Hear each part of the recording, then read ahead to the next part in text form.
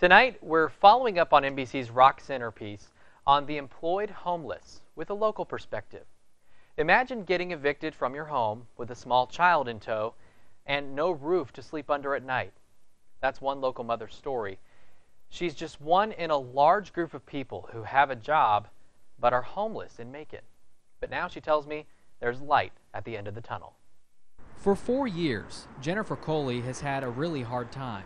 A string of bad luck that she says made her question her choices in life. I wasn't doing something right. Like, how did I let myself fall? Behind on her rent, the 24-year-old single mom was evicted, forced to sleep in homeless shelters. Her experience is a lot like Chris Gardner's, the man who inspired the film The Pursuit of Happiness, but sleeping on public bathroom floors was not an option for Jennifer. It's like you have something and then out of nowhere it can be snatched from you. Her 2-year-old daughter, Zamaria, wasn't old enough to understand what they were going through.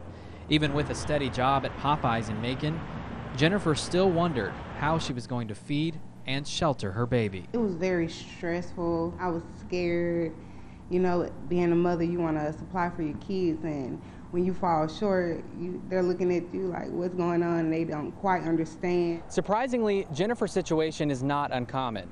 A caseworker with Loaves and Fishes Ministries in Macon tells me that many people simply just fall on hard times, and despite being employed, they become part of that group known as the working homeless. Mark Jones is a member of the Macon Coalition to End Homelessness.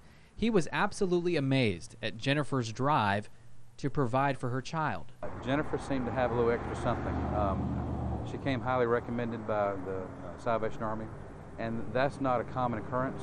It was her unique zeal that got her a steady roof over her head at a transitional home in Macon. There's really no excuse for anybody to be homeless or hungry in Macon, Georgia. Jones says that's because there are plenty of resources like Loaves and Fishes, among others, to get people like Jennifer off the street and onto a better life. Don't lose faith or give up on hope, because you never know what tomorrow brings. You never know what tomorrow brings. Very good message. Well, Jennifer also tells me that it's important for people not to judge. Homelessness can happen to anyone, and it's not always the result of poor choices. Right now, things are looking up for her.